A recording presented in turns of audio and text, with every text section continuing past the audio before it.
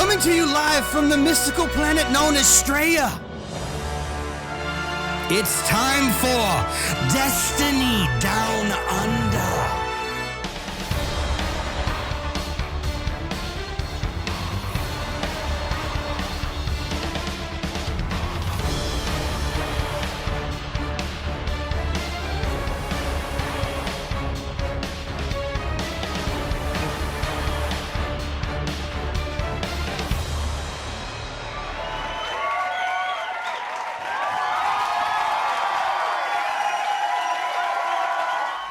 G'day and welcome to the 118th episode of the Destiny Down Under podcast.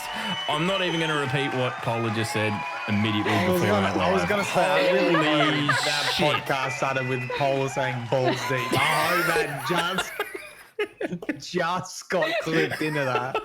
No, I don't know. I mean, I don't think it come through. Maybe it did. And if it I did, think it might have. What did you say? yeah, I'm coming in He live said from. he was going in. Come on. Yeah, I said there's we're only going one way in. to go Yeah. in. Yeah, true. Got to commit. Yeah, anyway, g'day. Welcome to the Destiny Down Under podcast. I'm Log, as every week. I'm joined this week by Mylan, I can't spell tongue properly, Games, and Polar has decided to come in and grace us with her Gambit royalty presence in lieu of Sloth, who's off because he's got a house full of family, which to me sounds like hell. So, press F to pay respect to Sloth, who has no personal space. Probably hasn't had more than 5 minutes on the shitter all week. So, oh wow! So it's been another big week in the Destiny tropes, hasn't it, everyone? Oh, I mean, I've been away from the computer. I was down south in Western Australia and had some time away from family. I've been crabbing. I've been enjoying the beach. So I haven't even logged into. Gonna start a YouTube channel on that. I think. Mylan Crabs. I tell you what, we saw That this sounds guy. so wrong. That's just so wrong. We saw this guy crabbing, and he had a dog, and his dog would like find the crabs for him as you walk through the water. It would like point them out, and you would scoop them up. And I was like, "That's amazing." So maybe I will start a channel. Just get Doggo, and Marlin find crabs. I don't know. I'd watch that. I reckon it'd be really cathartic, I think, to watch that. Like just a man just toiling away in a muddy creek bed. Well, and every video, 10 minutes in one, and like at least one crab catch. That's like the finale. Just Doggo finding crabs. Yeah. Hey, do people know what we mean when we say crabbing in the US? No, I assume that everywhere else in the world means we're talking about STDs. So Mylan Crabs suddenly took on a really fucking different direction. Might not be appropriate on YouTube. Might be a fucking Pornhub thing, mate. Do you understand crabbing if I say crabbing, Polar? Yeah, no, I do. But then I was brought up in Australia, so I kind Polar's of understand that. Yeah. Polar's one of us deep down. Well, for those who don't know, but basically we've got areas that have got really large sand banks, basically, and they're only like waist deep, and you can literally walk, I don't know, a kilometer, and there'll just be crabs scuttling across the sand, and you just take a metal scoop net and you just scoop them up, chuck them in a bucket, and that's dinner. So that was me. just eating crabs. A man of the land. Who knew? No, well, the thing is, there wasn't actually that many crabs because we had a crab festival in that area, and they just pillaged the poor crabs, man. They were just nowhere to be seen. They were too undersized to actually eat them. So. Wow. Yeah. At least they're doing something for the crabs. They're paying respects to the crabs. Well, the festival. Yeah. Yep. All right. Do we want to talk about Destiny or crabs?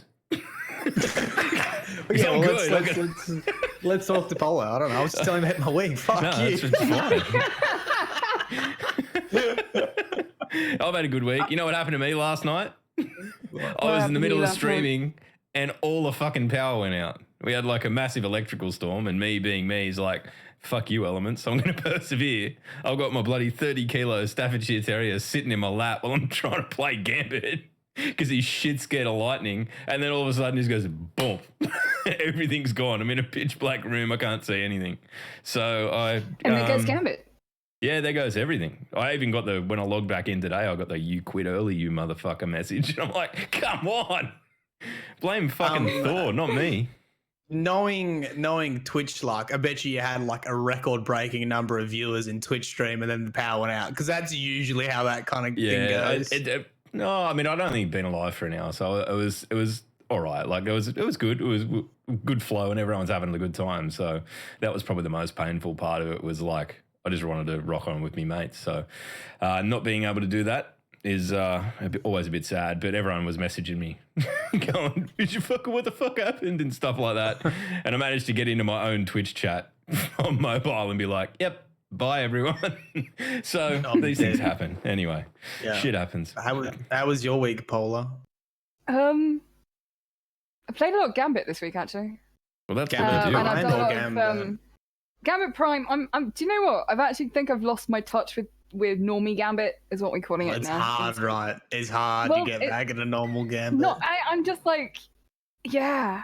And I'm just, I don't care about normie Gambit. I really don't. It's all about prime for me. I was also doing a lot of tier 3 Reckoning as well this week. I haven't even done it. In terms of gaming.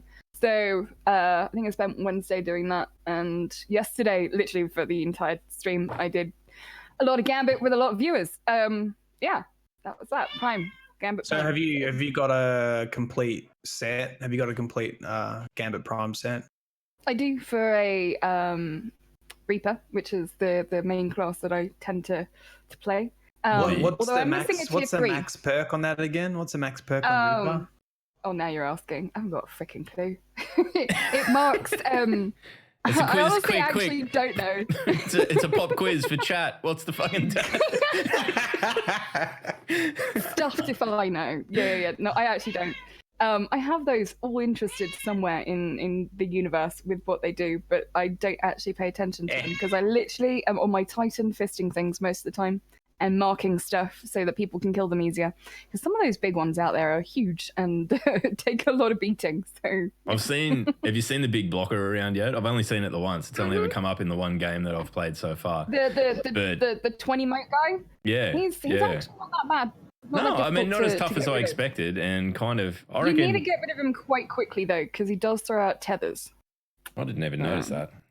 Didn't get close enough. Reaper perk 4 regenerates a grenade when you kill powerful enemy, or grenade recharge, basically.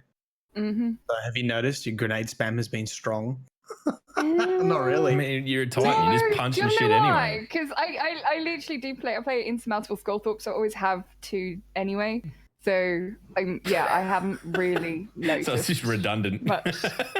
For me and how I play it anyway, so it's fine. Well. And then it's like I'm always using them to get heavy. So yeah, it's an interesting comment though. It's sort of like if you look at exotics, you don't really have to go into the specifics of an exotics. Like you feel it, right?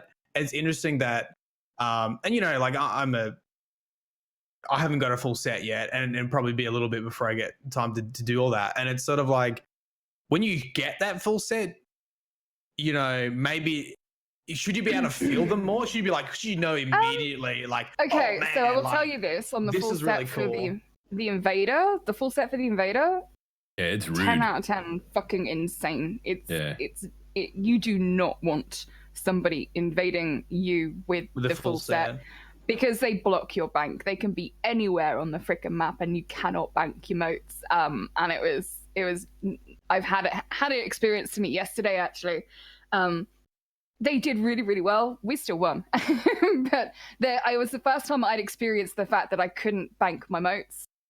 Normally I've seen them drain my moats. So they go to the bank itself and they stand on that and they drain it. I have had people come in with bubbles doing that. The invading side of things is actually kind of fun and I feel it's really, really good. But there was this one game I did yesterday where the person came in, I couldn't remember exactly where they were on the map, up near stairs, I think it was on this particular map for this week. And they stayed there and I still couldn't bank moats.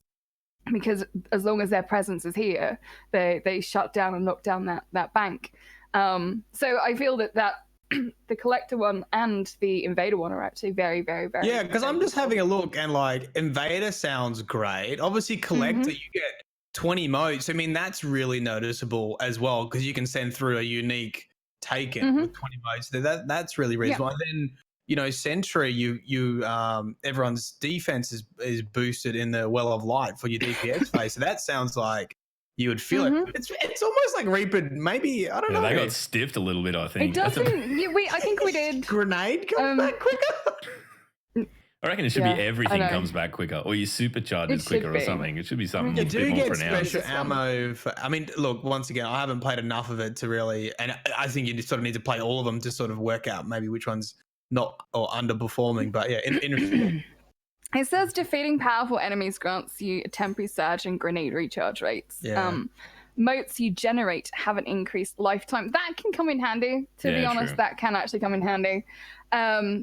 What was it? +6 is rapidly defeating multiple combatants, drops special ammo for allies. So that also is very useful. That's one of the good perks about being an invader is even if you are not necessarily the best invader, if you maximize your time as an invader and go in there and you've got the invader set, you actually are generating special ammo for yourself. So that kind of helps a lot, I think, in certain things, depending on the weapons that you're using. I think the dirtiest strat I've seen so far is people going in with the Titan bubble and just running for the bank and then bubbling on the bank. So they're draining at the same time. That once. Yeah, I think you need to be pretty quick. That once. And if you have a 1K, 2 shots of that melts the bubble anyway. Rude. Should be invincible. Yeah. It's like, nah. It's like, well, it was. It was for a little bit. I'm just being an asshole. It was very tough to get rid of. So, Polar, you haven't even introduced yourself. We do this all the time because we just kind of get caught up talking about shit. But if you've been here before, you've been on the show before. But for those who have maybe come along since, dude, fucking year and a bit ago, I reckon. Easy. Long. But introduce yourself. I mean, for us, you're the queen of Gambit. But if people haven't met you before, how would you sum yourself up in your own words? Oh God. Hi, I'm Polar. I play games usually very badly. It's a bit of a stitch up. It is a bit of a stitch up. No, it's fine. Okay, a little bit about me. I belong to a esports organization known as Last Rights Gaming. I'm a manager within that. It's also a Destiny clan. It does a lot of other games as well. My main game is Destiny 2. I do play other games from time to time. I quite like a good story game. I've been a gamer for a very, very, very, very, very, very long time. In terms of Destiny and the Destiny community, I do a lot of charity work for various organizations. My specialties in relation to that are mental health charities. I'm a massive activist of mental health, especially if you're a gamer. For children that require activities to be able to access gaming, so disabled children in that relation, and also cancer. Cancer is another one. My mother died of it. I've had other people survive it, and friends and family. I feel that cancer is one of the most common ones within the entire world, actually, that we can know somebody who's been affected by, or know somebody who has had it, whether they survived it or whether they haven't. So I guess those are my top 3 charities, and I tend to do a lot of fundraising for that. Just to put it out there, it will be Mental Health Awareness Week in May. I think it's the 13th of May that week. I will be having a massive. I think we're going to be doing something good and huge and big that week with a lot of different people. I'm excited. I'm still working on it at the moment, so that's kind of where I think we had you on the first time around that Mental Health Week or something similar, did we not? Yeah, it would have been around the charity. I'm almost certain it was Mental Health Week. I think so too. Yeah. Oh, and to top all of that off, I like Gambit a little bit too much. I like it a lot. And I'm top 10 in the world on PC. I have done probably around about 800 million billion damage to primevals. I win a lot. I don't tend to like losing. I'm a bit of a Gambit. Smackdown. I love how it was like, I'm a really nice person. I do heaps of charity, but you fucking get in my Gambit, I'll mess you up. Basically, yeah. We've all got our thing, right? Like, everyone's got to flex sometime. Well, what do you think about private matches for Gambit? Is that something you've been taking advantage of in your streams? I haven't actually used private matches. I'm waiting for private Gambit Prime to be private matches, to be honest. Once that happens, then I'll be doing it. I do actually do Gambit School every now and then. Yesterday we held a Gambit School, and basically I just get people from chat. They want to come and play. They come and do it. I do want to be starting actually a series of streams talking to those that play particular parts. So those of you who are familiar with me and Last Rites know of a guy called Benji. Benji is a clanmate and also a good friend of mine. He was dibbed by no other than our favorite Dylan DMG as the world's greatest invader, and he's pretty insane. He's pretty nuts. So I'm going to be kicking off that once he's finished his university stuff, because he's got a big dissertation coming up with him, and talking about invading, talking about the strats that he uses in relation to invading, what kind of tips he's got for others to invade, all that kind of stuff. So I'm going to be doing one of those eventually. I might even do a YouTube thing for them. People keep on telling me to put my tips, because I do a lot on Twitter in relation to Gambit tips. And hints on how to play the game, and for solo players as well as teams. I do a lot of that on Twitter because I don't have time to do YouTube. I work as well as game. So if you're not in my streams, you're not hanging out and asking me questions in relation to how I feel Gambit should work. I like melting bosses on a ×2. If you have to go to a ×3 or ×4, then don't face me. Okay. I need to quiz you now. So, hang on. Can I? The first question be like, how high? What's the highest times? Because that's normally where I'm doing my damage. I think I've only ever got to a ×5, so I haven't seen it any higher than that. But then I tend to.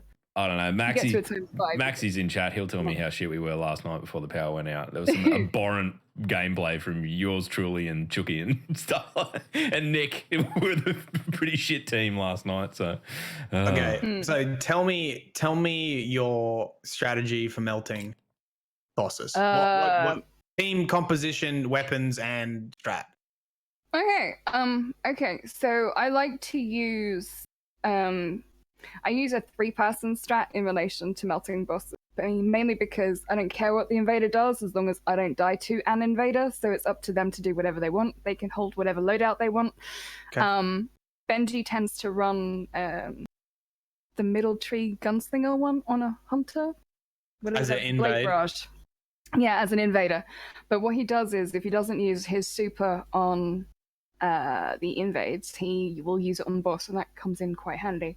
But I will usually use I will usually use Tether, and then there's me as the Insurmountable Skullthorpe Titan. We don't tend to use our supers in relation to how we melt bosses. We will use our weapons. They're normally heavy. I'm a fan of the Acreus. Rocket with clusters or Acreus? Yeah, Acreus is a good one.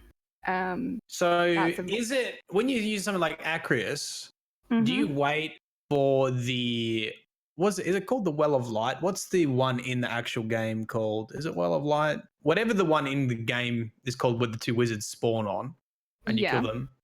Yeah, the buff. Is it better DPS wise if you're using Acreus to wait for that one to cycle through to close range? Like, if it's the furthest one away, are you running up to the boss and dropping a well and forgetting it? It will depend on the map. It will depend on the map. And it will also depend on the map which type of strat that I tend to use.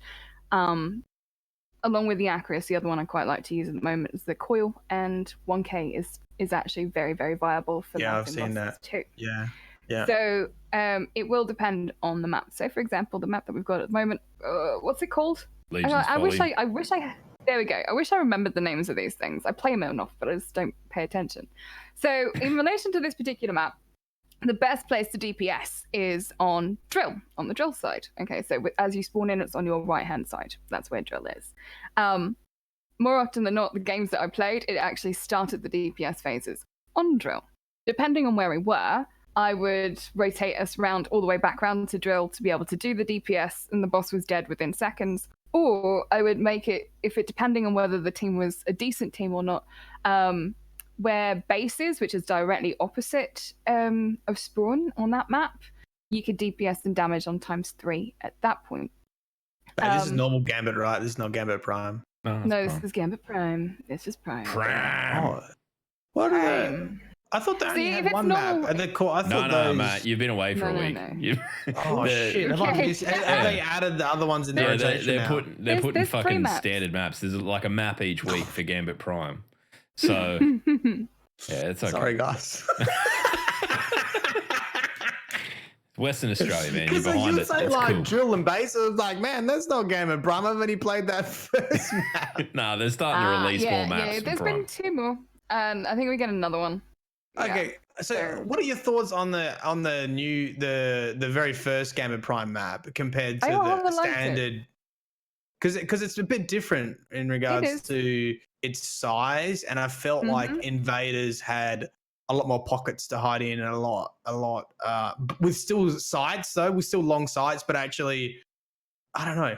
It felt like Invaders seemed to be stronger in that map just because of its size. You weren't crossing like really open areas all the time. You didn't have to like skirt around the outside. Okay, so I feel that the 2 new maps that they've brought out are actually really good. It took me a while to like the very first map, but eventually I got there. Make use of the portals is another thing. I like doing that, traveling around and that kind of stuff. But one of the things that's pretty easy in relation to Gambit and Gambit Prime these days is that you can force spawns. So an invader will not land where an enemy is, i.e. where you are.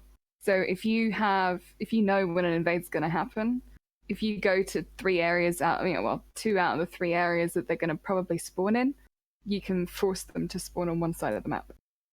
Rude. Didn't they change that though? Didn't they? No, they didn't change that. They just made a greater variety of places within that they can spawn. Yeah, they more spawn. Yeah, exactly. So I think that at the moment, if I remember correctly, there's 6 spawn sites now for each map. There's still so you can still force a spawn. Yeah, you can still do. Okay. It's not. It's just not at the point where like when we used to play with SAS and you'd hear invader and then just boom, invaders down, like because he knew where they were coming in and had the fucking sniper on them and just bang without them being able to take a step. And are you playing solo or are you in a stack team? Okay, I will never say that I'm in a stacks team when I'm playing with my viewers. So I play with a lot of my viewers. Sure. If I'm playing with like Benji and some other like people that I know that are really, really good at the game, then I'd say I'm playing stacked. So, but I tend to play stacked a lot. It's more with people I know, people from my community. Yeah, sure. Those that want, those that don't like playing solo. I do go in and do solo Gambit. I do that on stream too. That's my cat, sorry. And Snatchos. You got a cat named Nachos. So I do play solo, but I don't like it. Yeah, her That's name unreal. is Nachos. There you go. One of the things actually that it saddens me a lot actually about playing solo Gambit is how Nachos. Hello. I agree. Everybody loves nachos. Yeah, dude. I agree. No, one of the things that kind of saddens me about playing solo Gambit is the lack of attention that people play to it, because it's in my opinion, and this is probably because I played a lot of Gambit. I've played almost 2,000 games of Gambit. I think, yeah, we're getting close to that. And it's just that people's lack of attention. So for me, the very first thing that you want to do, depending on which mode you're playing, is bank the first 25 motes. Just get them in, get them done, get your invader out, and get them over. I find that there are too many times when I'm playing solo, they're not doing that. They are holding on to motes, and you can see them going up and up and up, and you've banked like 18, yet they've collected almost 50. And I'm like, and then there's always that one person that is, when you've got 74 motes banked or 99 motes banked, and you just need that one. They're still running around for the fucking 15. After 5 minutes. When I don't play Gambit by myself very often, but I did to record the footage for the song that I did last week. Very proud. And I just thought, look, I can't do a song with it. You know, it'd be really obvious because the people would be a different color. So I couldn't get away with cheating on it, which I would have if I could. But there was a guy that did exactly that. And I was watching this guy and we were on like 95, I think. And he's just running around. And the other three of us were standing at the bank just watching this dude with 10 motes run around by himself. And I'm like, nah, I've had enough. Team chat. Fucking bank. And then he's like, saw him stop and run straight back. So if you're that dude, I'm sorry, man. I'm fucking really sorry.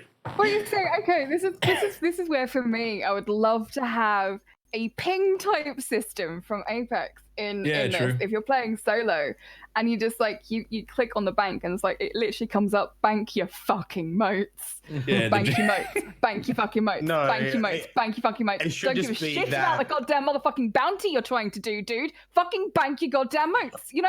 I'm like, game, dude, motes, bang, open. You know what it needs?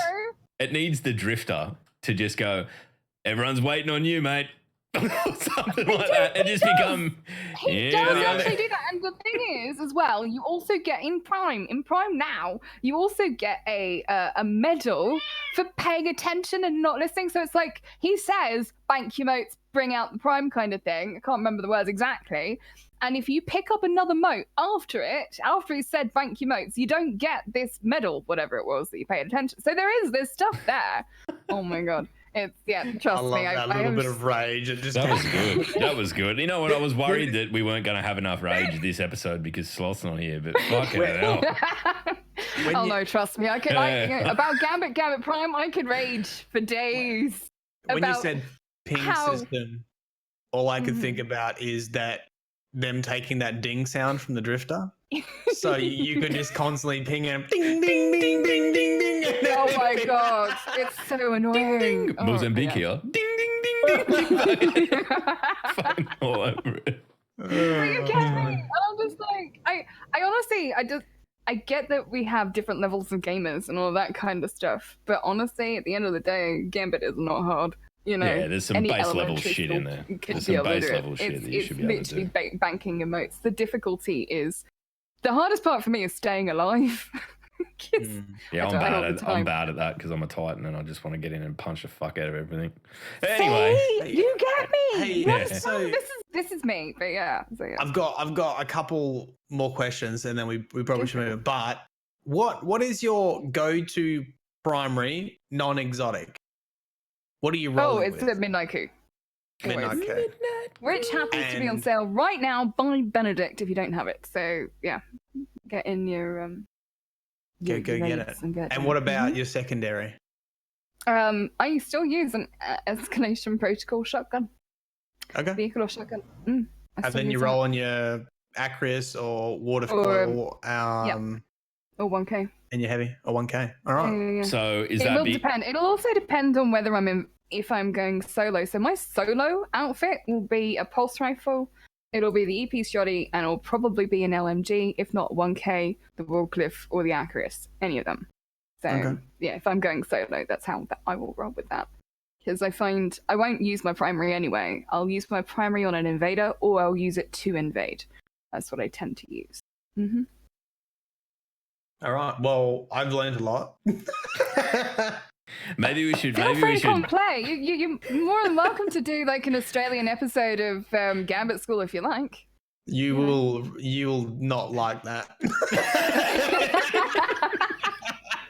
Yeah, there's too much. Yeah, it'll be. We could do drunk Gambit. I've done that before. We can do drunk Gambit. How's that? I already know the answer to this question, but for the benefit of the audience, who did you choose out of the Drifter and nagging Auntie Orna or Arnor or whatever the fuck her name is in the Allegiance quest? But those of you that know me know that I don't really like warlocks. So what do you think I went with? Yeah, the Drifter. I mean, we're probably going to have to end the podcast if you went with the Vanguard, to be honest. Yeah. No. I Drifter 100%. I'm actually wearing the Gambit t-shirt. I've got the Gambit necklace on right here. There you go. I know. There you go. I've got the Gambit t-shirt on. I'm a bit of a Gambit addict. I told you. So yeah. Easy choice. I do agree with the impossible truth in chat. If we all just get tanked and then play Gambit and try and make sense of it, I think it would be funny. Totally down with that. Mm-hmm. I don't know that it would be particularly constructive, but it would definitely break our losing streak, because when it's all of us normally, it's not usually a fun time. I was thinking actually, you raise a funny point that Sloth's been going around, and we had the big upset last week with me flipping on him and siding with the drifter and all that sort of stuff. Yeah, and I think he took it. It was funny, and it was really just a joke, and I think he was a bit more upset than he let on, because he's been going around trying to like recruit like some kind of extremist to rally people to his cause. So wow. One thing, those of you who know me know that the number 69 comes up quite frequently in relation to me and things that happen. Whoa. Is this a mature stream? No, this is fine. It's not how you guys imagine. But that's probably a good thing. On the twab, okay, you've got like the percentages in relation to the drifter. Yeah. And one of them actually was 69.9%. Oh. Just so you know. Mm-hmm. Really? Wow. I didn't notice that. Yeah. Wow. Mm-hmm. That's a sexy statistic. Look, that's all right. We'll get to that. It's in a run sheet. Someone like had the choice. They're like, hey, Jeff, do you want to round to 1 decimal point, or do you want to just keep whole numbers? So like, nah, mate, keep it at 69. Keep it at 69. Let the little fuckers thirst. Funny stuff. All right, do we want to dive into this, Twab? Yeah. All right. Did you want to? You know what we've absolutely glossed over as well, and we did it last week. Fucking PAX. Oh yeah, go on. Yeah, so in Australia, in Melbourne, at Melbourne Convention Centre, on the 11th to the 13th of October is PAX Oz. So that's our little PAX down here in Australia. Now, we are absolutely committed to going this year to represent Destiny. We have no idea what capacity Destiny will sort of hold within the show itself. Bungie. With with Bungie's presence and things like that. And Destiny, yeah. Yeah, I've put feelers out to try and work on some things, and we'll try and help with whatever we can do. But we kind of, given that we're a million fucking miles from Guardian Con and any of that sort of stuff that goes on, we want to have a bit of a meetup for the Aussie Destiny community there. So if you're listening to this and it's the sort of thing that you would be interested in, or you would be intending it anyway, we are 100% going to go to the pub and get shit-faced. So if you're interested in that, we'll keep you posted as details come to hand. The other thing, we'll hand it over to Matt, and Matt can take it from here with respect to the things that might have happened to him in the last day or so. Oh, yeah. I'm not going to give all the details. You can go check out Twitter, but essentially, I was on holidays when this sort of happened too. So release some artwork. I thought I would take a bit more of a jovial tact and a little bit more of a comedic tact. And we did a comic caricature of the Praxic Rats, which I thought was pretty funny. I thought was cool. And there was, I guess, some controversy with it. Some people were offended by the artwork with, I don't even want to say like the exact reason. I guess, look, people took offense to the artwork, and I think that's what you need to know. And I made sort of a response to that, and you can go look at the response to my decision making process for the artwork, and have a look at that. That's all on Twitter, and sort of type that up whilst at the beach, or just before going to the beach, whilst with family. And I guess, like, reading through the responses, I guess, there's a lot of support for the artwork. Some people that don't see issue with it. Some people that, I have seen people that do see issue with it. And I guess most of the question I think that I would probably answer about it and give more clarity to is a lot of people just saying, like, why are you addressing this? You don't need to address this. Even some very aggressive people saying, take this down now. like, dude, like, fuck off. Like, you don't need to do that. Like, this is how I decide to do stuff. And it's interesting, I guess, when I had the anthology released, right, the Destiny anthology, and I was involved with that, I knew that I was going to be the target of any criticism for that anthology if something was not quite right. And there were definitely a couple of things that I would have had issue with from a lore point of view in the anthology that no one picked up on. Suck shit. But that I looked at instantly and was like, oh shit, the community is going to hang me for this, right? And I had a couple of conversations with Deej about how to manage a large community and maybe going from maybe a YouTuber to more, not a dev role, but like sort of transitioning from something that's my own creation, which is YouTube, and I can take credit and blame for it, and then being transitioned to say a team and where you've got to potentially being speaking on part of Bungie, exactly. Like I'm a contractor for Bungie, and I did that work contracting, but people knew my name was attached to it, so if they didn't like something, I was going to be in the crossfire. And I guess the advice to him was, you don't have to respond to every criticism. You have to pick which things are worth time to responding to and which things aren't. Look at, it's not, I guess, obviously number of people making complaints is a thing because it probably signifies that something's wrong. But there's also can be things that a minority group might complain about as well. And in that case, they might, the severity of that could be high, but it could be a small amount of people. And so the issue with the artwork for me came from someone I actually knew. It was a private message. It was I got completely blindsided by it. It's a person that I trust and have a working relationship with, and so I was like, shit, maybe I did step a line here. Maybe I still stand by the artwork and what I did, but I guess coming from someone I knew, I had to think, okay, well, maybe it could be misinterpreted, and so that's why I wrote the post, and it's as simple as that. And people are like, don't respond to trolls. Well, this wasn't a troll, okay? So and I guess there's another lesson in there is that maybe I dismiss stuff and assume people are trolling when maybe it's not. And so it was sort of an example where it came from someone who was trusted, and I thought, well, let's address this. And the reason is sometimes small things can become really big things. And I've worked so hard on modeling games and the integrity and like trustworthiness of that brand for like 4 years. And I'd be terribly upset for something so small. Well, not small. Like it was like, I guess small from my opinion, but it was a big deal to some people. Right. And those things can just spiral out of control. And it was important for me to put my 2 cents in on that topic. And that was also another reason why I made like a public statement for it as well. And the last thing that I sort of, I just couldn't find a way to put into text because it sounded shit, whatever way you said it, because ignorance isn't an excuse. But I do think the Australian culture is different from the US culture. I think, and yeah. I don't know if it's ignorance is the right word, but the way I describe it is like, and this is how we are on the Destiny Under podcast. We don't, in a nice way, we don't give a fuck. We don't care if you're gay, straight, if you're male, you're female, you're not. We don't care. We treat you like everyone else, and in a nice way. Like I don't know how to. There's no way I could put "we don't give a fuck" in the Australian context. Like I wanted to put that in that response, but there's no way you can say that because it is like they different. Take it the opposite way, don't they? They take it as like it changes the whole context. How I feel and all that kind of stuff. So I get that too, because I can relate to that. It's like certain uses of certain languages are permitted and a little bit more accepted over here in the UK and in Australia.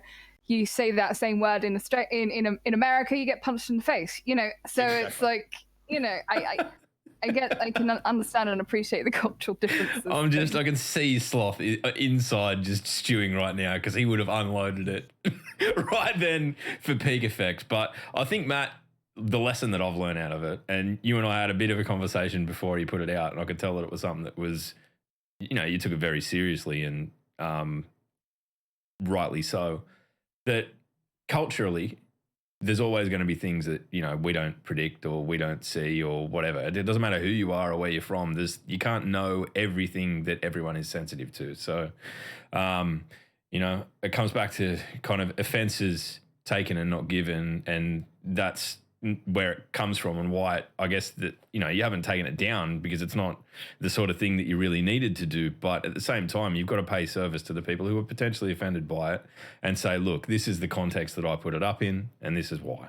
And that's really all you've done, man. I think. And like, you probably know me, right? A little bit. A little bit. Like, I really don't get angry about a lot of things.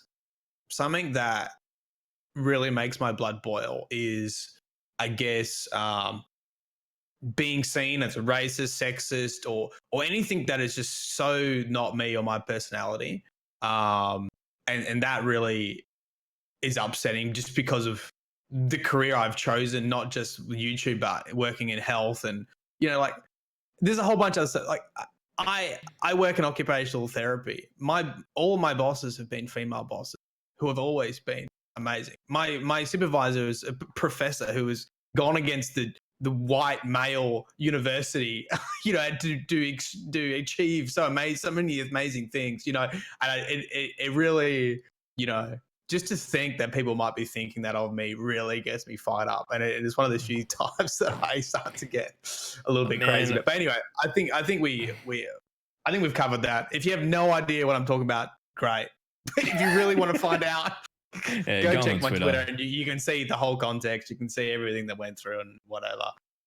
All right, let's talk some fucking Destiny, hey? Yeah, good. Yeah. Who's going to read this? Lost on here. Oh, I was hoping you were going to read them. I'll read it. Get ready for some stilted English. Holy shit. All right, so this week at Bungie, the Drifter keeps on drifting. We've got the roadmap's there again, so we can have a further look at that. So in the coming week, we will get the Emerald Coast map on Gambit Prime. We will get all maps available on April the 2nd, and then further down the line, we've got Arc Week. So we'll keep an eye on that. Shark Week. Come on, you know it. Shark Week. You know what? Actually, that's something that we haven't addressed on the show yet, have we? That we're putting out stupid bullshit news articles. The most viral tweet from DDU was what? Like a fake news article saying that Arc Week was a spelling mistake and was meant to be Shark Week in Destiny. Yeah, and you can rest assured that literally anything that we tweet out like that, we will not talk about on the show whatsoever. So that's the work of Tower and Geg, who are our propaganda department, I suppose, for want of a better term. So we've had Invitations of the Nine come through this week. That's weekly event from now on for this season anyway. Look, once again, I've been away since Wednesday. You guys have done it or not? Yes. I did. Paula's done it, and I've watched the video of Paula doing it. Can you tell me about it? Can we talk about it? There's a video that I gave that is in the thing. I don't really remember. It's basically no, there's no cutscene, and that was why I brought it up, because they basically addressed that in the 12. That there's not going to be a cutscene every week. We definitely haven't seen all of them, but there isn't a cutscene this week. It's basically you go in to the Plains of the Nine, you go up. Sort of walk up on a ledge behind the emissary of the Nine. She's talking to a ghost who's quizzing her about, you know, the nature of her power and stuff like that. And then the ghost sort of just dies or something. I don't know.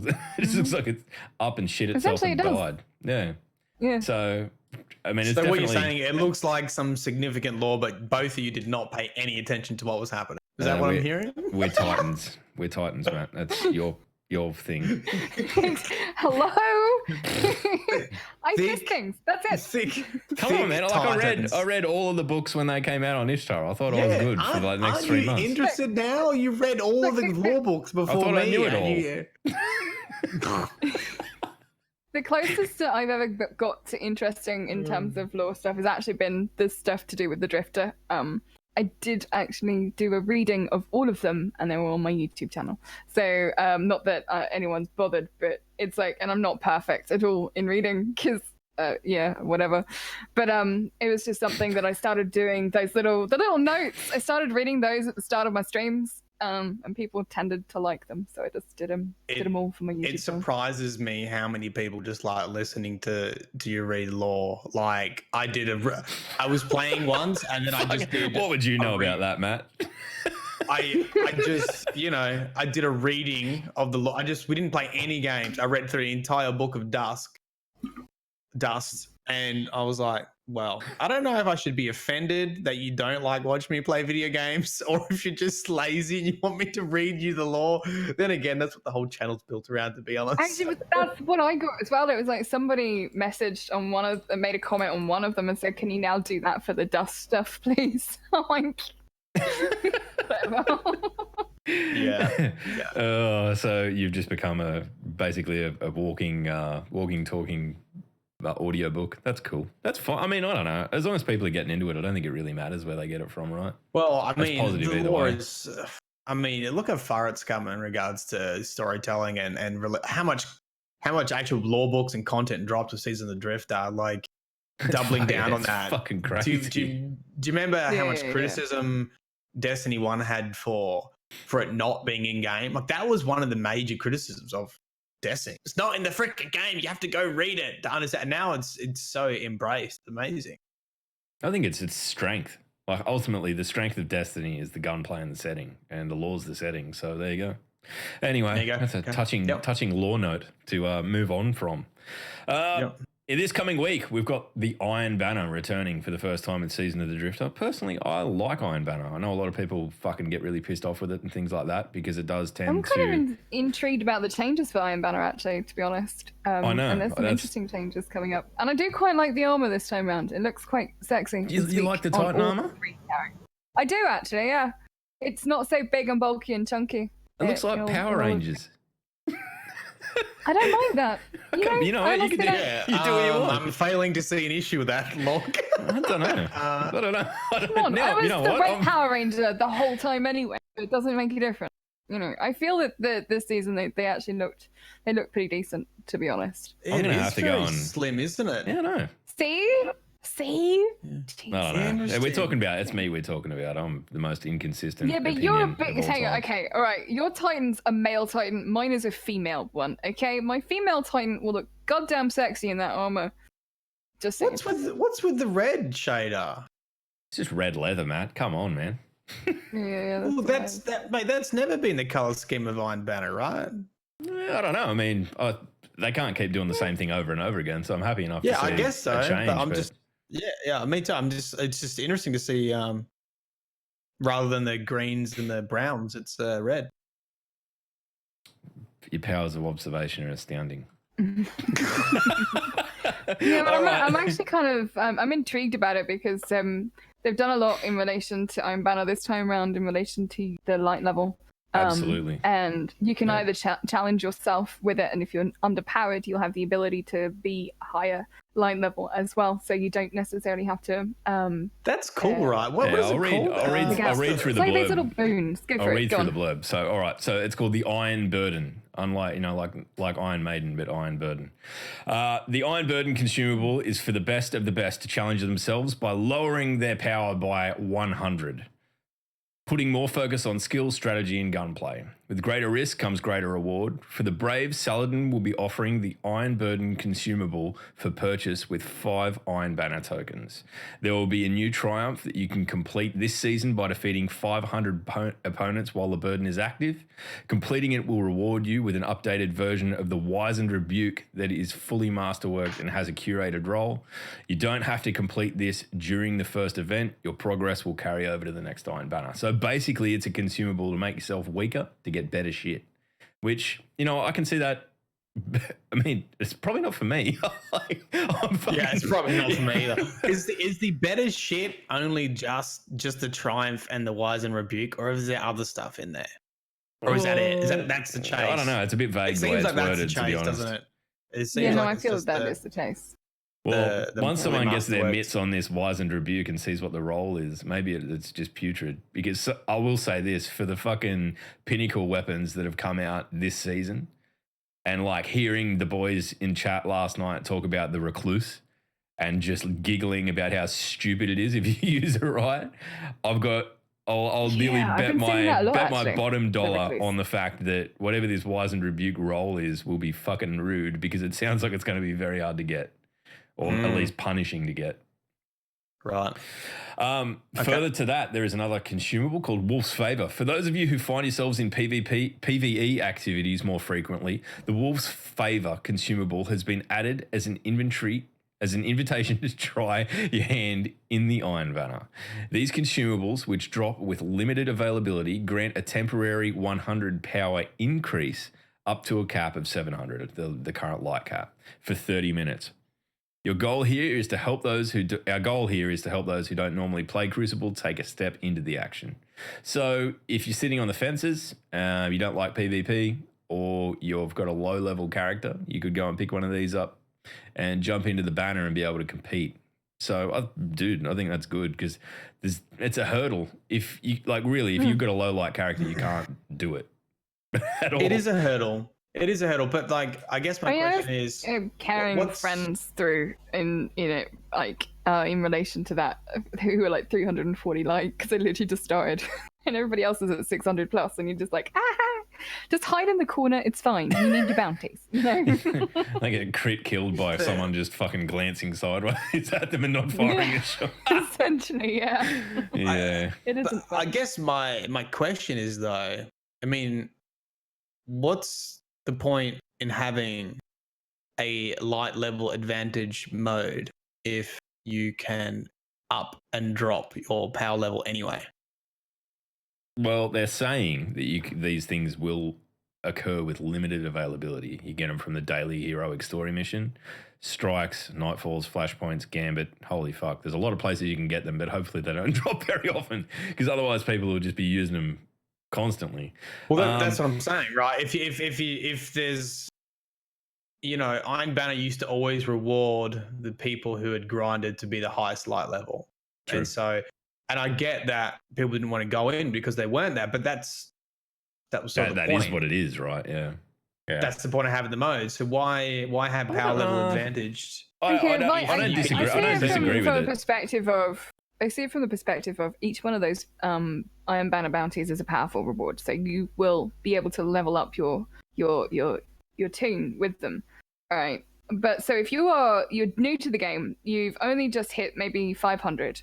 That little token will increase you to 600. It means that you won't be so painful. It won't be so bad for you to go in to play a bit of Crucible with somebody, with your friends, etc. Yeah, for hang around for long enough to do your powerfuls and get out.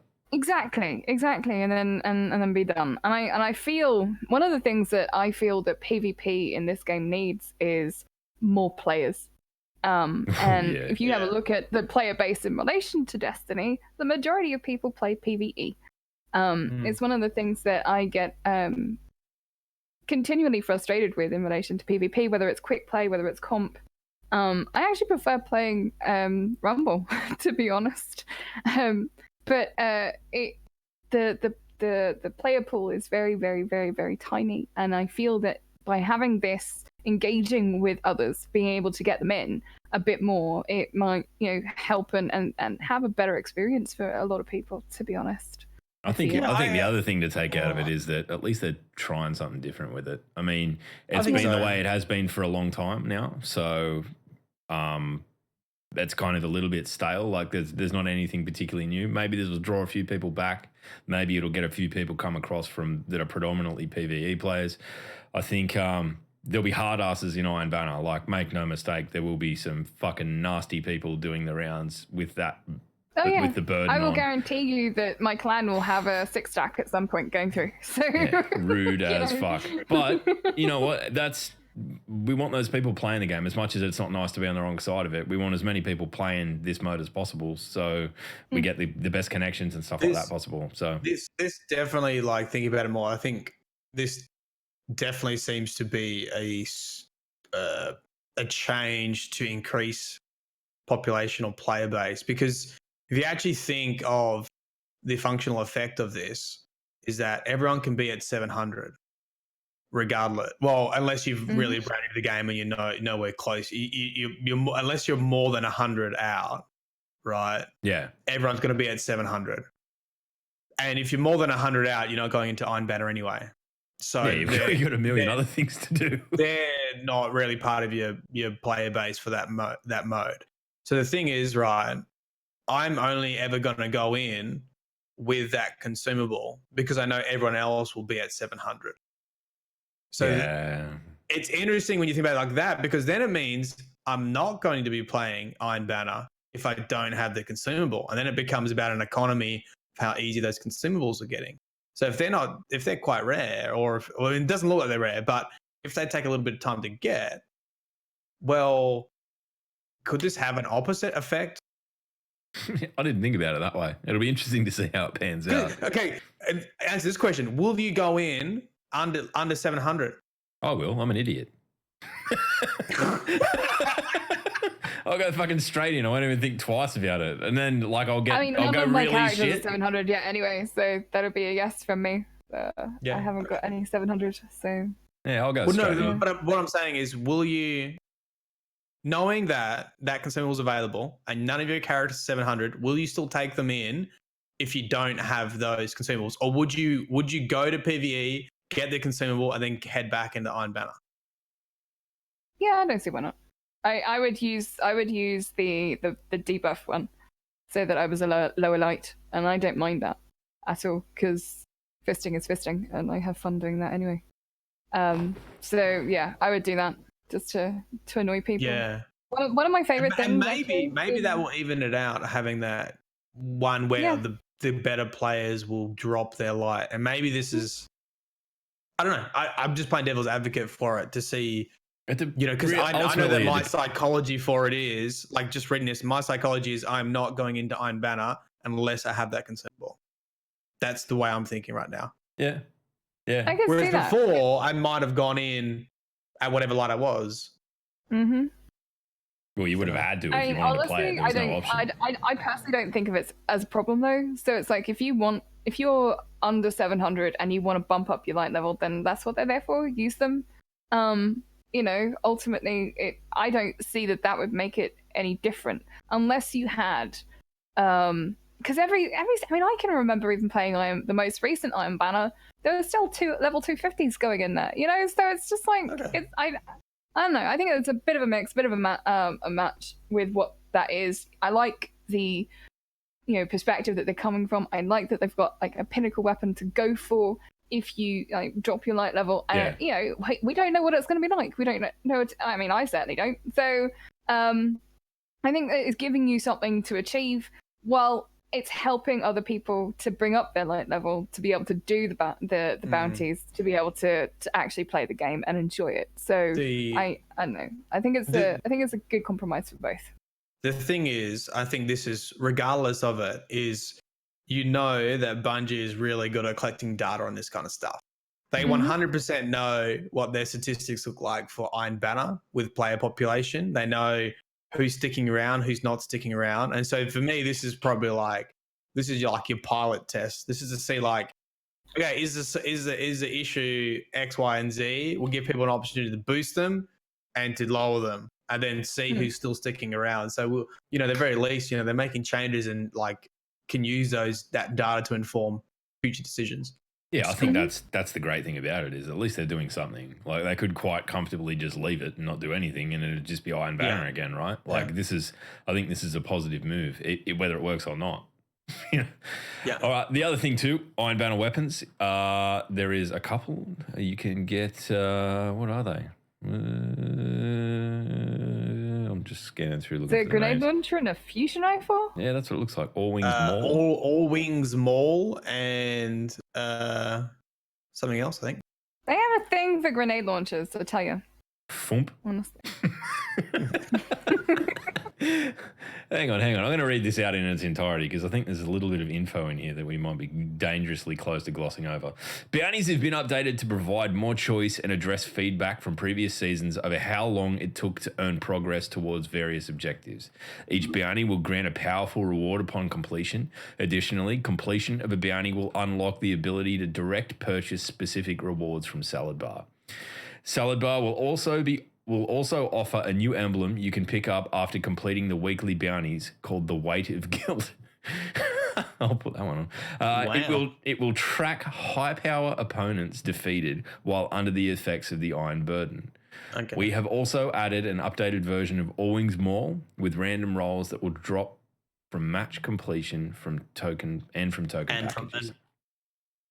Yeah, so I'm not sure why there's a picture of fusion rifle there, but that might be the one that you get if you do the thing. Yeah, that is. Right, the Wizened Rebuke. Cool. All right, we can move on from Iron Banner. We're done. The other thing, the big contentious issue of the week was enhancement cores. I don't know if Damage did himself a favour by alluding to the fact that he and Cosmo had a conversation about it, and then the news come out that they weren't actually doing anything really about it at all. Because it kind of did read when he initially tweeted it that maybe they were just going to fuck them off, or maybe that was the community's wishful thinking. But wait, I missed this. Was this like a Twitter conversation? No, Cosmo did the TWAB this week, so it was passed over, and Damage alluded to the fact that they'd been discussing enhancement cores.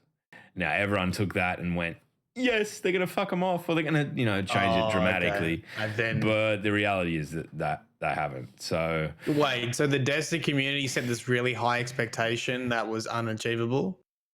I know it's hard to believe. I know it's hard to believe, Matt, but yes, it happened again.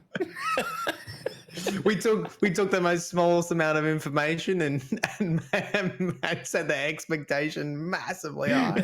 Yeah. I got sucking into it too, you motherfuckers on Twitter. I don't care about this sort of shit. I just wear whatever, but I got fucking caught up in it. I was like, it's going to be really good if they get rid of them. I was even maybe recklessly using a few, thinking that they were going to get rid of them, and then nothing.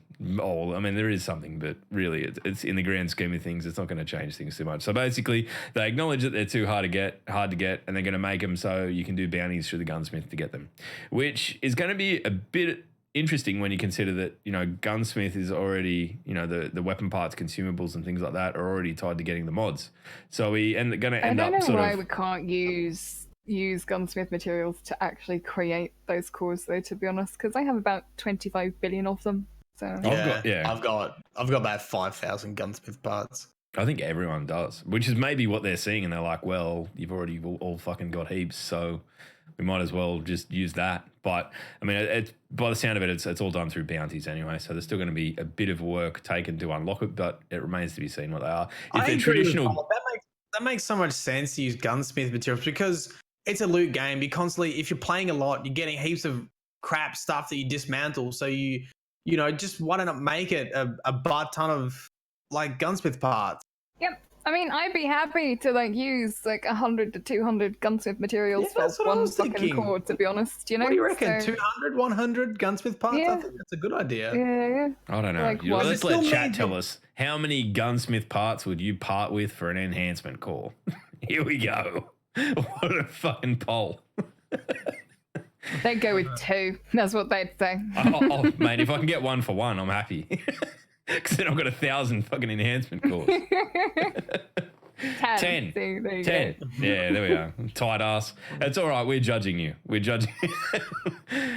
69, Drafty. Fucking there's that number again, Bowler. Hey, Drafty knows. Drafty knows. Will says over 9,000. Good. We've got a meme too, so all right. But I guess the lesson to learn is attenuate your fucking expectations, people. Don't fly off the handle, and I got sucked into it this week as well. Fuckers. Yeah. I mean, look, I somehow saw it, and I wasn't really even on social media this week, and I was seeing conversations about it too, and it was, I guess people are still unhappy about it, right? But it hasn't come out. Like the change hasn't been made yet, so I guess we'll have to wait and see. I think if you are really upset about it, though, you can join with Man-at-Arms because he's started a protest of posting pictures of how ugly his characters are to remind Bungie that they need to remove enhancement cores from the game as a subtle protest. And some of them look like fucking Voltron or something, just different coloured, mismatched shit. So if you want to start a movement, that's how to do it. The colour isn't a thing because you can shade your freaking character, man. But it's, it still looks stupid. Mm-hmm. All right, so the other big thing that happened this week, and it was big on a personal note for the three of us, but the Drifter nagging Auntie Praxic Order Arnor fucking whinging fest. We got the stats for that. We got the stats for that read out on the TWAB. And would you believe that the Drifter just comfortably won? He just legitimately... He fucking outshot the goddamn motherfucking Vanguard, and I'm proud of that, to be honest. Look, it wasn't a fair race, to be honest, because you've got the Drifter there who's in game and has the ability to speak to your character, and the quest goes through him. And he is an amazing character. Yeah, and he's a charismatic fucking... it doesn't ding. It doesn't ding. Yeah, ding, No, ding, ding. Ding. Yeah, anyway.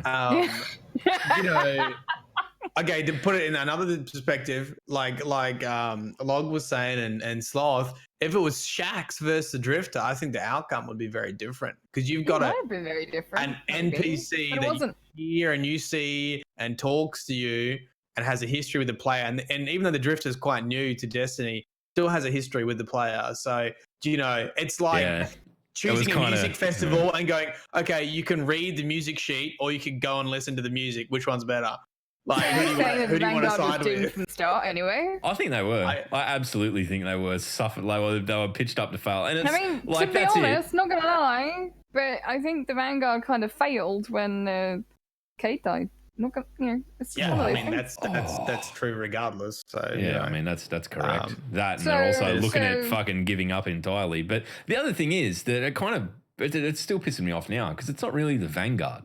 It should have always been Drifter and Praxic Order, but then it would have been, I imagine, like 90% and 10%. So as it reads out at account level, the Drifter took away a landslide victory of 74.9%. So 25.1 for the Vanguard. I wonder how many of them were Dredgens. That would have been an interesting stat to see. That would have been cool. How many actual Dredgens were there? Well, when I pledged, I wasn't, but I am now. Any other Dredgens that went with Vanguard. That would be interesting. It'd be very, very interesting. If you're a Dredgen that went with a Vanguard, please reach out to us, because I don't believe that any of them exist. I don't believe anyone committed enough to call himself a Dredgen in Destiny would have fucking gone with the Praxic Order of nagging. and how great is it? No true Titan would either. No true Titan. Not gonna lie, no true Titan would either. And the Drifter calls you a snitch like all the time. Oh, they're a bit broken. They're a bit broken, those things, too, because he's called me a snitch a couple of times and I sided with him. I'm like, what the fuck, man? Oh, really? Yeah. Really? Yeah, it happens. Yeah, it's frustrating. But, I mean, going back to your point, Matt, and just taking off on a tangent for a while, I think if they had served it up with, like, if it had been a Cora or someone, it couldn't have been Shax, because Shax, let's be honest, would just deal with it himself. He doesn't need help. He just would have fucking solved it. Where, if it had been, probably not Zavala, because everyone's kind of off Zavala at the moment. How amazing would the dialogue been if it was Shax? Like, he'd be like, yeah, I don't need your help, but I'll take it. Like, just totally talking it up all the time. Like, do something, Guardian, or I will. Yeah, and I guess that way it would have been either way. You would have been like berated in PvP or berated in Gambit. Yeah, that would have made sense. Yeah. I saw that rumor doing the rounds when this quest first dropped, that if you sided with the Drift, that Shax gave it to you, but it's bullshit. Oh, that would have been actually good. I mean, I love the Allegiance quest on just a community level, and I think it's been really fun. There's been lots of just playful shit talking with Vanguard and Drifter, and people siding with it, and they've obviously got a story behind there and the lore. I think we talked about it last time, but I think that probably would be my complaint is, if you have to choose an Allegiance, it'd be nice for them both of them to be NPCs and for both of them to have dialogue. Yeah. I mean, obviously that increases your cost and all that kind of thing, but I think if they work towards that as sort of like a foundation to have. Yeah, I mean, I think it was a good toe in the water. Like, really, it's kind of the 50-50 split where the faction rally was the third splits and sort of the same kind of thing, right? Like, it introduced that level of shit talk and I think the community kind of needs that in a way, like just something completely innocuous to fucking give each other crap about and carry on about. And look, I mean, it's been fun with Slothy and that, and he's got Tower on his side now, who's coming around fucking carrying on, and I think that probably by the end of this season we'll look to get to do some kind of tournament and hopefully get people from our audience in to fill the ranks of the Praxic Order and the Dredgen. So if you're listening to this and you want to side with either of us, let us know in the comments or in the Discord or whatever, and we'll try and work out a fair way to fucking pick people. But it'll be on PC because, you know what? If you had a big turnout, it would be great for it to be like a tournament Drifter versus Vanguard. Well, we can dream, Matt. We can dream. Totally down. We can dream. Totally down. Dare we? Well, yeah, why not? I mean, we were all in for biting off more than we can chew on this podcast. So, guess what? It's now a tournament. The embarrassing thing will be that we'll be out of our own tournament in the first round. Yeah, you can just say that we need to provide commentary. Yeah, do that. Hey, if you do need a shoutcaster, I do have references that I can provide you for.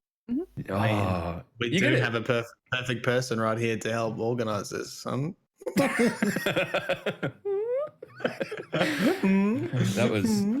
was not a fart. That was me with my mouth. Okay, just for anyone playing the home game.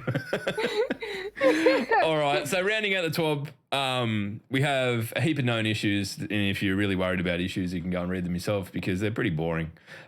Stronghold Titan Exotic, investigating an issue where the Clench Fist perk is not activating on the Stronghold Exotic Titan gauntlets when players are using exotic swords such as Black Talon. Cool. That's an example of what you get if you read that section. The rest of it's pretty boring. Oh, I read the word guitar. Guitar errors in Last Wish. There's still guitar errors in Last Wish. There you go. I only read that because it had guitar in it. I'm biased. But that's it. That's the end of the TWAB. So if you've got anything you want to ask us about in the chat, I'll quickly bring the chat up so you can be super famous on YouTube if you want to write in now. But the one thing that I did see in the TWAB, and it was the movie that got movie of the week this week. Now, it always pisses me off when people release quality content the week I release quality content. Of course. But I didn't even put one in, so whatever. I didn't even get it in time, and that's fine. But the mashup between Avengers Endgame, the trailer for Avengers Endgame with the footage completely cut from Destiny, is fucking insanely good. I don't think I've seen it. Dude, you got to watch it. It is absolutely nuts. And whoever did it, I don't know if you've got Twitter or what. I couldn't track anyone down because I just wanted to say, fucking hell, you did a good job. It was nuts. I love when people do these really out there, off the wall shit that, I mean, I guess it's shooting fish in a barrel because literally anyone who plays Destiny loves fucking comics and probably the Marvel movies. But it was an absolute cracker of a video. And it fits so well. Dan, GR8 Dan on YouTube. Mm-hmm. They are, Dan, you are great. You are great, Dan, whoever you are. So there's that. All right. So any questions in chat, fire away. If you've got any for Polar, I'm sure she can help you out with a bit of Gambito advice. You know what? Look, hey, I got general gaming stuff we can talk about whilst we wait for questions, if you like. Matt, go for it. It's better than stories about me opening the front door with no clothes on. Dude, that was what we filled time with last week. Yeah, I'm not real bright. Someone repeated that story to me, and I giggled again. And it was like, I think it was Gamma Trap. He's like, Tanya, and I was like, what are you talking about? And he's like, Log opened the door naked to his neighbor running after a dog called Tanya. And I was like, oh my God, that's right. That was hilarious. The alternative is even more horrific, that I was going to walk out there and break up a domestic argument naked. Anyway, Matt, please, gaming news, save me. Oh, okay, there's a couple of questions coming in, so let them build up. Ed's kicking off, but let me just say this quickly. Are you guys I know you guys won't because Log, you don't play any other game apart from Destiny. But maybe I do. Polar. I do. Play Bullshit, Rocksmith what? every now and then. Played Apex for about 15 minutes. What are you talking about? Sekiro Shadows Die Twice, the new game from Software. That actually has me pretty interested. I am, well, not many people know this, but when I started Lore, I released two series at the same time. It was my first videos about Destiny, and it was House of Wolves. And the other series I released are 5 episodes on Bloodborne. And I love Bloodborne. And obviously Destiny won in popularity, and that's where the channel went. I really regret not looking more into Bloodborne because that has some fantastic lore. So I haven't played it yet. I would have played it if I wasn't away this week, but I don't know if there's because Bloodborne did basically lore on the items, like you would have like a similar to a lore tab in Destiny where it would come up in loading screens. So you could just read the lore. Really interesting and really complex lore to it, and lots of Easter eggs and that kind of stuff. So I don't know if Sekiro has that. I'm really interested in playing it regardless because I loved Bloodborne. Didn't play a whole bunch of Dark Souls, but I played a little bit of it. It kind of reminds me of like Ninja Gaiden. Like I used to be mad into that back in the day where I used to have heaps more money to spend on the fucking controllers that I smashed while playing it. But yeah, I don't know. I might give it a go. I might look into it. Is it on PC or is it just console? I haven't. Yeah, PC too, man. PC too. Sweet. So, I wouldn't want to have to fire up the consoles that are sitting there gathering dust. Holy shit. They'll probably explode. No, really. I've been watching friends play that actually. I don't know whether it's a game that I'm going to get straight away. I mean, it took me a long time to even get in. I enjoy Bloodborne. And I never played any of the Dark Souls. I know it's by the same guys that did those. And I've heard that it's extremely tough. Yeah. But it looks really, really cool. And I like the whole sort of Japanese culture that it's surrounding anyway. So. Yeah, it's a cool setting. Yeah, that's the only thing I wanted to say. Oh, good job, man. Questions from Ed. Can you see the chat there? Yeah, I can. From Ed. The question is, what do you hate more in Gambit? Queen Breaker's bow at its height or LMG's now? That's a really good one. Yeah, we're just kicking it off with questions about hatred. This is great. So can I go with both? And the reason for both is I feel that LMGs have far too much range, especially the Thundercunt. The Thunderlord. Okay. You can replace Slothy. Yeah, you absolutely can. No, we're over an hour in, Matt. We're in the safety zone, and no one except the really committed are going to come. So it's like this far. So I feel that Queen Breaker's at its height, when before it got nerfed, and the ammo got nerfed was a problem. But also at that point, at the same time, we also had an issue with Sleeper.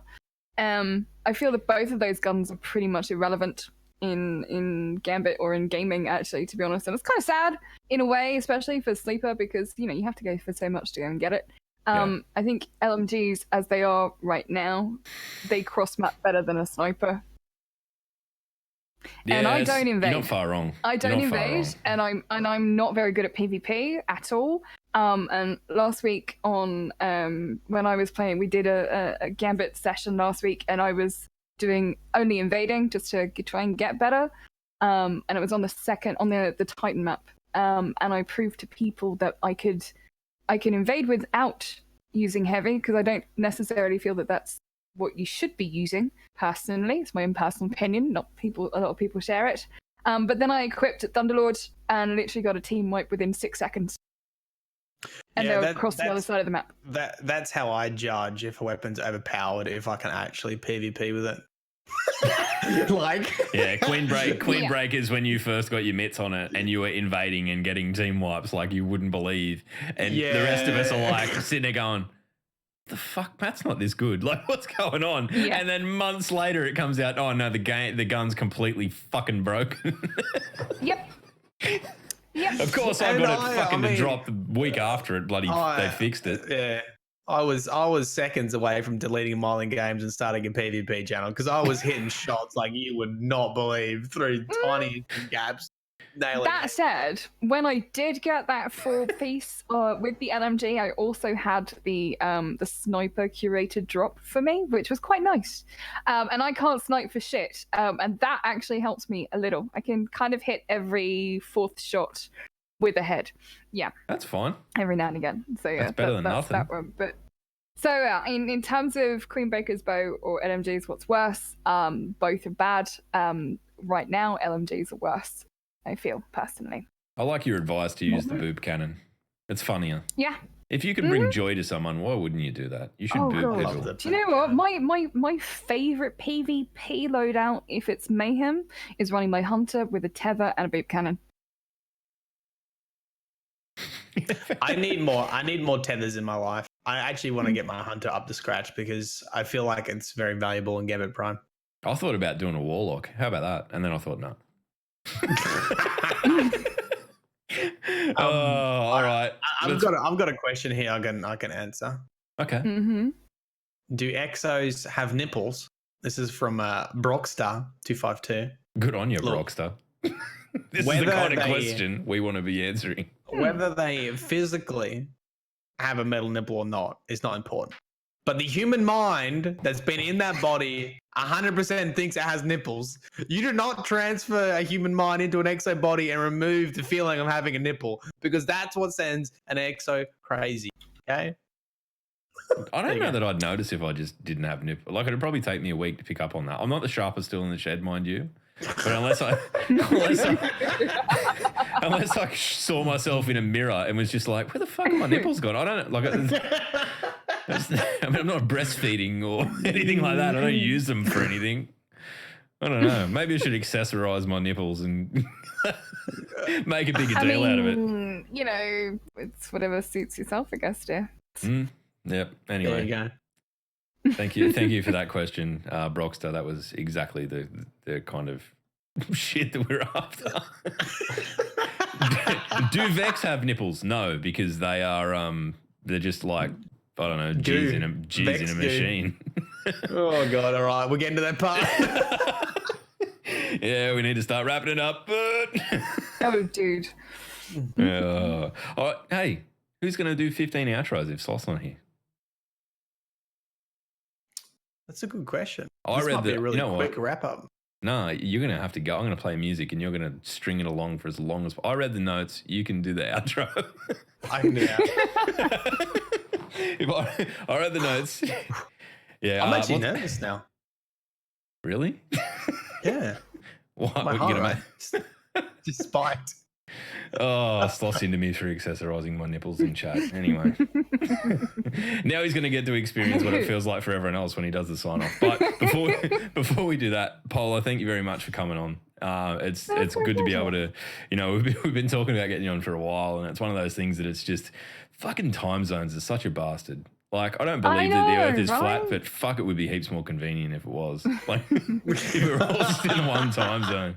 It's just bullshit. This is just ridiculous. So if we can pancake the world for the sake of my convenience and organising the podcast, that'd be fucking great. I know, right? I know. It would. So where can people find you? Where can people find you? Twitch. Not your personal home address. I mean, on the internet. Well, you know, I mean, London, somewhere, in London. Okay, you can find me on Twitch, twitch.tv/PolarBear. You can find me on that place called the Twitters, and that is PolarBear Twitch on the Twitters. And that's pretty much it. I do have a YouTube channel, but you know, it's stupid. So yeah. It's not massive. And what typical times could we find you on Twitch? Okay, so in terms of Twitch, I stream all day Saturday and Sunday, so normally from about 7 a.m. GMT, and on a Wednesday evening from about 8 p.m. GMT. Cool. For a few hours. Regardless of what country you're in, you should be able to find a time to say hello. I normally stream for about 10 to 15 hours every day on Saturday or Sunday. Holy shit. Man, how the fuck do you do it? Told you, hi, I'm Polar, I'm a Gambit addict. Yeah. I've got 29 resets done in 29, so... Like, I don't know, maybe it's just the nature of me being me, but like I'm flat out at like 3.5, 4 hours, and after that but don't forget, you have a family, There's this thing that you have. You've got kids. You've got family. Fine. I don't have any of that shit. I've got a cat. I can ignore that shit. Fucking, they're all in bed. I don't fucking whatever. All right. Well, sleep. Thank you for joining us. Appreciate it. Thank you for filling in on just such short notice. Appreciate it. Appreciate everyone listening in chat. Thank you for our live audience, and also if you're listening on any of the other places. Spotify, iTunes, wherever you listen to podcasts. Matt, can you just bring it down a notch? Yeah, I'm going to make it really somber because we miss Sloth. Okay? Okay. Guys, it hasn't been the normal cast. We miss Sloth and his rages and he's outraging about anything. We miss the peaking of microphones.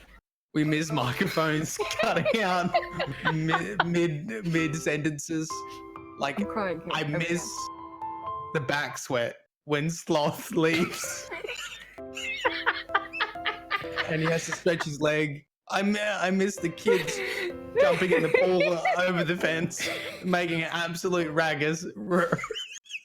complete ruckus whilst I hear the puff of a durry as Sloth inhales and exhales whilst on the wireless microphone. I miss the issues with audio as he returns to the microphone and as a noise gate.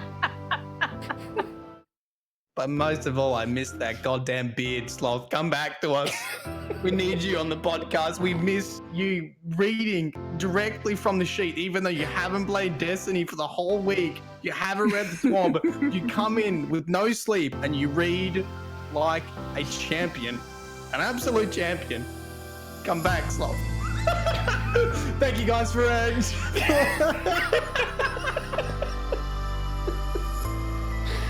Oh, what is this fucking stupid thing that we've created? Something bloody awesome and beautiful. Oh, I love him. So inspiring. So inspiring, so uplifting.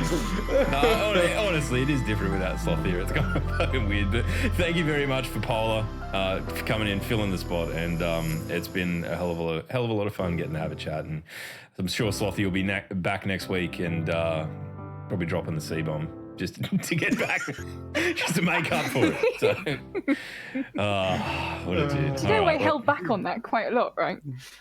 Yeah, I mean, thank you. I sit here and think about it. I sit here and think about it. Like sometimes when I'm emotional about something, I'll be sitting here going like, "Don't say cunt." Oh, fucking said it. All right. Anyway. Peace out. I don't think I've got any. The law will find you. The law will find. Oh, and as with all things that happens, I know Gambit related. Please, to all Guardians out there, blueberries or none, playing in a team, please. Thank you, goddamn motherfucker. Thank you, fucking moats. Mate. All right. Peace out. Can't.